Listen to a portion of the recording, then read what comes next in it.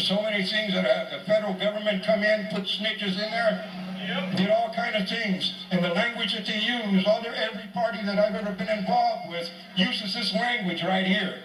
This lying language.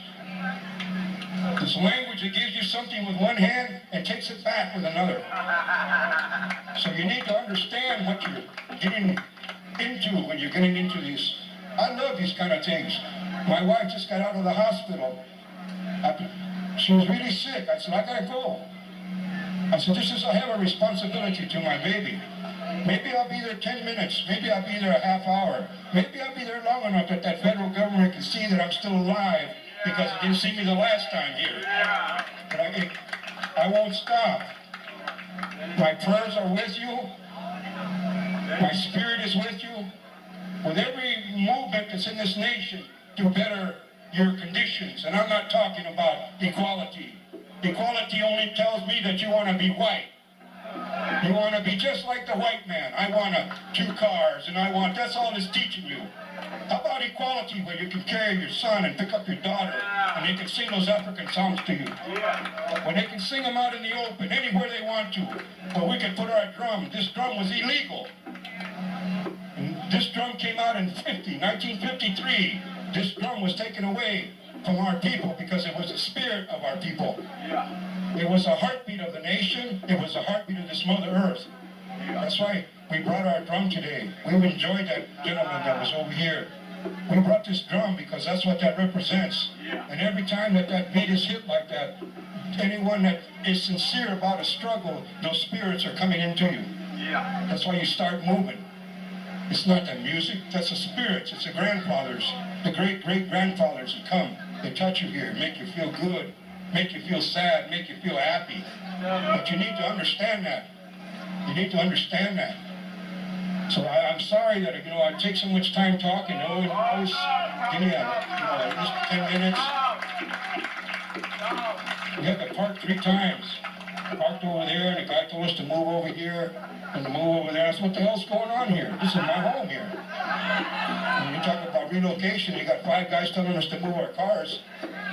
What's going on? So I just thought I'd do a little education. We are alive. We are well. We have not died. We're not Jeeps. We're not Winnebago campers.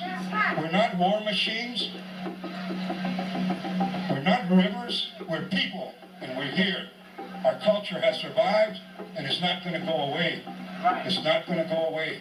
It's too powerful. This creation's too powerful to allow a culture to wipe out a whole people.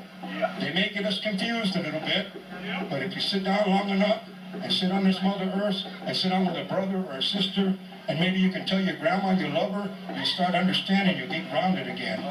But that's my message. My message is take care of our elders. Take care of our children. Take care of ourselves. We're trying to do all these things like that, and we can't even do nothing for ourselves.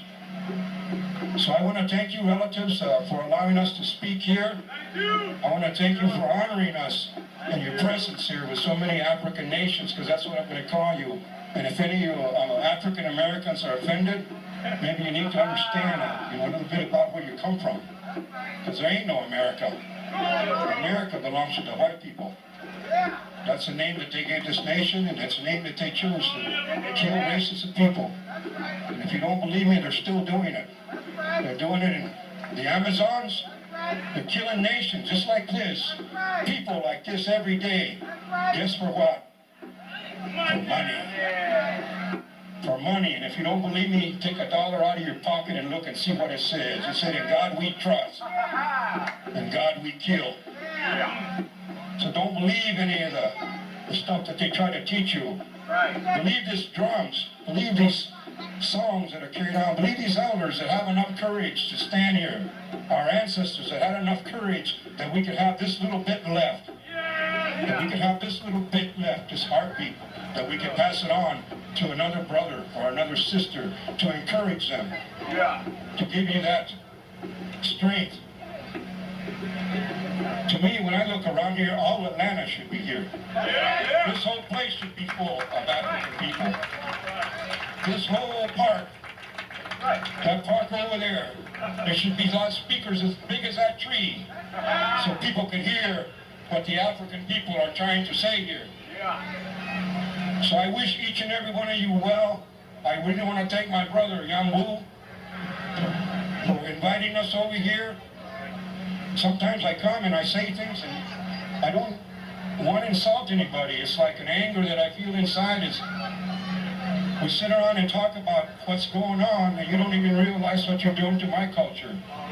When you go to the tomahawk chop, when you go to the Braves game and and I got my little girl with me. And you do that automatically because you think it's okay. Those are the little things that they taught us. But those are the ones that teach the children to stay down. Those are the ones to teach the children to say that they're not African. They're African American. So that's my message. I thank you very much. We have 2 songs we're going to sing, and then we're going to sit down and drink some water. We have the American Indian Movement song, and we have a picture over there of a brother that's been locked up for years, Leonard Peltier. There's a song that was made for Leonard. And if you don't know who Leonard is, find out who Leonard is. You know, that's what we're here to do, to educate you on what this is about. It's, you know, there's a lot of our relatives that are underneath this Mother Earth here that gave their lives so we could have this, even this little bit right here, this gathering. This scares people.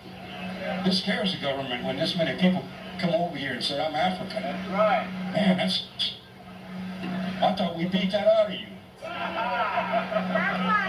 thought we whipped that out of you. So remember, what they kill you with is the mouth, this language. Because it's the language that we learn.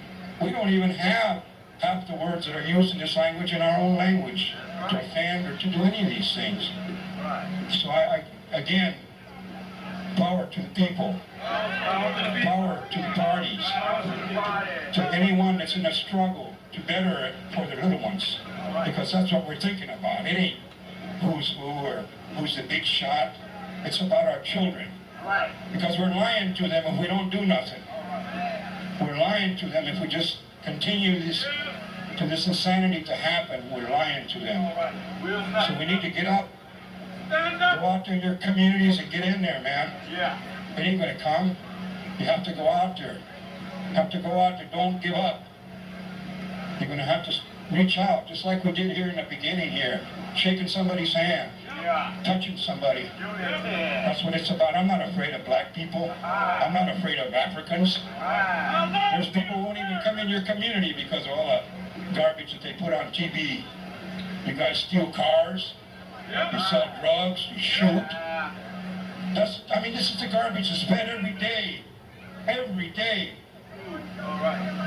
Those are the things that we need to start attacking. Those are the things, the images that are put out about who we are, what we're about. Just like my people, we're supposed to... One man asked me, I was doing an educational program, and he said, what are you going to talk about? You're going to show them how to burn and rape? I said, I'm a man. I said, I don't have to rape anyone. So we don't burn nothing. The thing we burn is the wood there to heat up some rocks to pray with. That's what we burn. But that's the image that's instilled in all America, even the ones that come from Africa, and turn on that tube. So I wish you well. We're going to sing our songs. Again, you brothers, we thank you. You sisters, your sisters are beautiful. I was telling my son here, look at all these beautiful African women. Yeah, we thank you. Look at these beautiful African women. They are. Thank you. All right. Capitalist hands off the red man's land. All right. America for the red man. Africa for the African.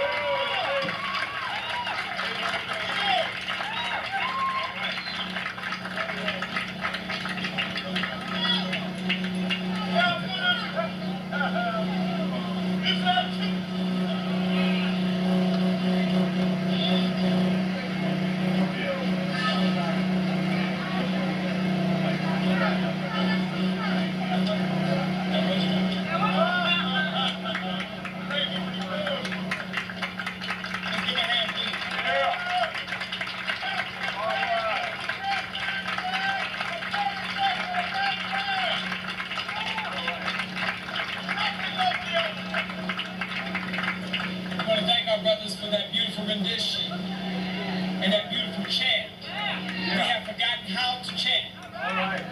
But we're going to learn how to chant. Yeah. We'd like to, at this time, call up Brother Wasama Jamara to please come up and give the welcome and the introduction. Please give the brother a black power and a hand, please. Woo! All right. All right. Revolutionary greatness. Absolutely. How y'all doing today? I want to feel who I'm talking. I want to feel who I'm talking to, so I know how to talk to you. And the only way I know how to talk to you is to find out how much spirit you got in you. So before I get started, can we say Africa must be free and just chant a little bit so we can warm it up? So I'm going to start it off and we just going to sort of warm it up a little bit. We're going to say Africa must be free. Africa. Wait. Y'all gotta say it like y'all mean it. Y'all saying it like y'all don't have no spirit. Y'all have to have some spirit to come out here to a Marcus Garvey Day. Because it's only the conscious Africans, it's only the conscious and most patriotic sons and daughters of Mother Africa who gonna come to an African Liberation Day. So we gonna start it over. So we gonna start it over and see what's really going on. All right, let's do it. Africa must be free. Africa must be free. Africa must be free. Africa must be free. Africa must be free. Africa must be free. Africa must be free. Africa must be free. Africa will be free. Africa will be free. Africa Will be free. Thank you. I just had to do that for Marcus. Because we know that's what Marcus stood for. I want everybody to look to your left, look to your right, and we can see that, hey, we got the cream of Mother Africa. Because, we know that you had to love Africa to come out here tonight. We know that this is a collective activity. We know that even though the party may have been the one to get the permits, but everybody in the park made this activity possible. We know that y'all may think that your presence don't mean much, but your presence actually made this activity. So let's give each other a round of applause.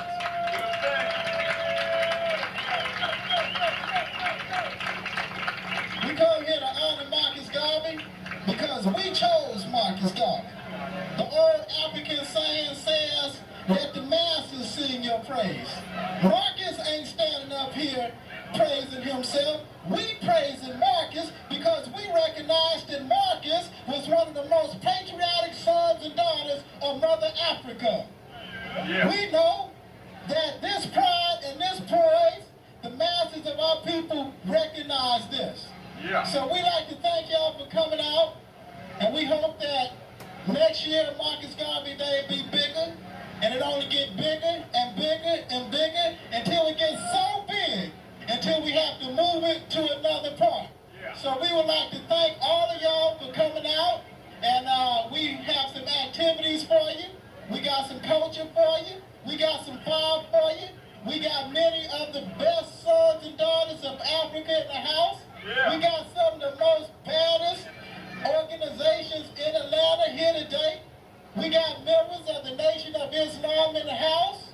We got members of the New African Peoples Organization in the house. We got members of the Hebrew Israelites in the house. We got members of the Cobra in the house.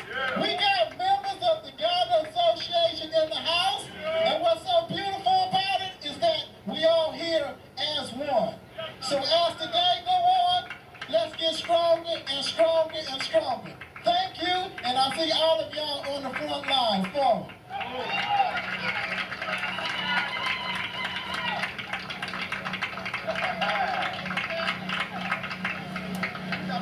Thank you, brother. Now, let me tell everybody right now how the program is going to look for this afternoon.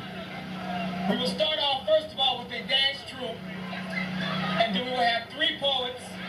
Then we'll move in with another dance troupe, and then we'll have a A couple of organizations come in, and then we'll go back to the poetry. So at this time, I'd like for everybody to give a warm African welcome to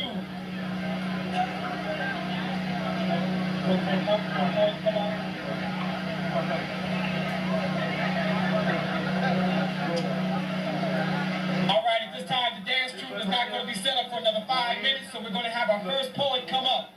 At this time, I'd like for all of you to give an African welcome to Brother Philosopher, Prophet, Poet, Brother Felipe. Give him a hand.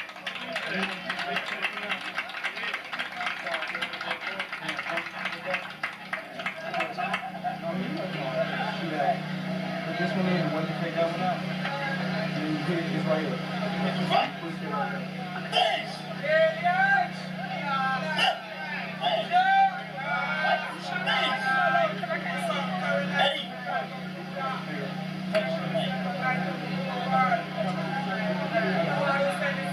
I'm Felipe, the philosopher, the prophet, and the poet.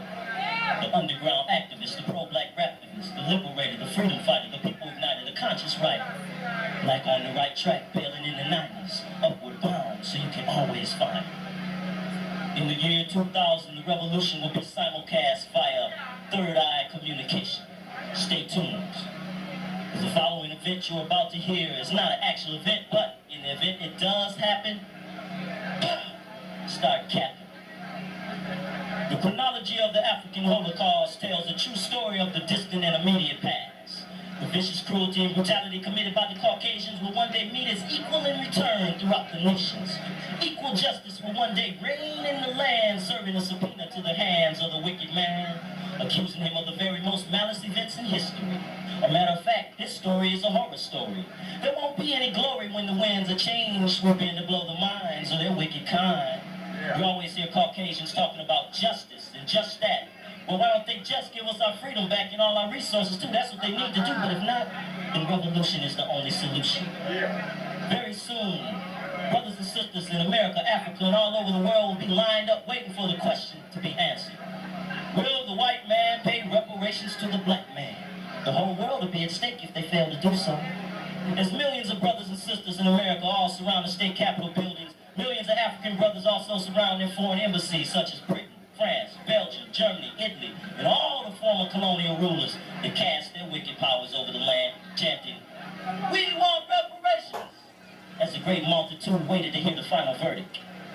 At the New World Order headquarters based in Germany, the Pope, who became world leader, gives an address on the reparations question. In 7 languages, the Pope speaks out to the nations with a sea of blackness wrapped around their headquarters, like the dress and robe wrapped around his body. There will be no reparations for the black man due to the unstable world economy. However, we will allow you to enjoy your freedom as long as the question is never asked again. We hope you will be happy with your current positions and thankful for what you have. This is your world leader speaking, saying, "One world, one rule." As a gunshot blast strikes the Pope in the temple, he fell over the balcony, making a long plunge into the stirred-up crowd on the ground. "Kill the cracker!" shouted the angry mob of men and women who had made a long trip to hear the answer that would turn the world around. They were dancing, stomping, all to a rhythmic sync. The Pope was history before he could blink. News broadcast from far and wide filled the scene right before their very eyes. Crowds became hostile from Los Angeles to D.C., ripping up everything in sight and killing every cracker they could see. The gunshots rang out, and all the white people who were in hiding began to run out. Ah! Screams came from old and young as the attack started to grow. Brothers were busting caps galore, and houses began to blow. Police precincts were bombarded deep, killing everyone inside. Captains, chiefs, sergeants, detectives, all them fools died. Blood ran pouring in the street like a river, soaking up everything in sight. But the mighty black warriors continued to rise, fighting with all their might. Boom, boom was the sound of the rocket launchers hurled into the air. As the National Guard tried to wage a defense, the crowds didn't even care. Because we had lost so many lives in the past, it seemed like we were bulletproof. "We don't die, we multiply," shouted a gang of baby kids. They just picked up bricks and sticks, stones and car phones and pelted the riot police till they were all gone, none the least. All the rap groups came together over loudspeakers singing, "Burn, Hollywood, burn!" John Wayne woke up out of his grave, seen all the black faces, and smelled the earth, wind, and fire. Then he jumped on his horse and rode out of town before sundown. Pow, pow, pow, ah, boom! Coon and Powell sitting around eating sour, when all of a sudden, now they some dead cows. O.J. Simpson was making love to a white woman when they both caught a bullet in the head. They were dead in a minute. I guess when you make your bed, you lie in it. Sirens rang out from the brains that were blown out. Revolution, revolution, revolution! Huey P. Newton came back to life with a knife and a gun, having tons of fun, this time till the revolutions won. Uncle Tom's became pro-black with a closed fist for unity instead of having an open hand trade in our community. But not all black brothers and sisters survived because not all blacks were brothers and sisters. You see, some were stubborn and hard-hearted and wanted to be white so much they fought on the other side.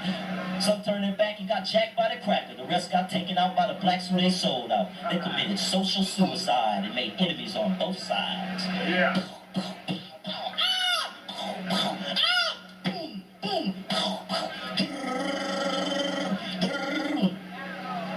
Bodies were laid out, white power played out. Fort Knox was seized by a band of thieves, but now they were heroes and no longer Negroes. The armed forces fought back with a devastating setback. But this time the black soldiers turned on their white counterparts, pulling a mutiny that caused the Army, Navy, and Marines to fall apart. Back to back, the blacks started to jack the cracker this time, and it really blew their mind. Because one thing they were scared of was putting a gun in a black's hand. Because they knew that we would outmaneuver, outshoot, and outkill the white man. Yeah. That's right. The time has come for us to get our revenge. The sight of a black man clutching an AK made them crackers cringe. As the count of the murder tolls started to rise about 10 million at a time, South Africans fled, but still they bled, trying to make it back to Thymes. All the European and colonial masters who were merchants in the motherland got sent up north in a casket and a basket to be buried in the sand. Chinese stood up, Japanese stood up, South Americans stood up till the white man was crushed. Nuclear weapons were seized and rendered out of commission. All the killing was done with conventional ammunition. Western world imperialism soon came to a halt. Flags were blazed, liberation was raised, freeing the prisoners out of the vault. Bill Clinton made a plea. I'll set you free and we'll have peace in the nation. Went to blast without hesitation from a brother who was prosecuted by the 3 strikes you're out legislation. Payback's the mother when it's coming from the hand of the brother man from the motherland. Do you understand? Because if you don't, then let me make it plain so you can see what I'm saying. For every 1,000 years, the Caucasian had killed 100 million Aboriginal people. So for the 6,000 years the Caucasian have been on the planet, they have killed 600 million black people. So once again, it's on. But their shoe is on the other foot this time. They did the crime, now they gotta do the eternal time. Burning with their KK connection, with no parole or resurrection. The devil is laid to rest. My brethren and sister are blessed. Walking on streets that are made of cultured pearls. Surely, we help the Creator create a new world. Thank you. I'm Felipe, the philosopher, the prophet, and the poet. So now you know it.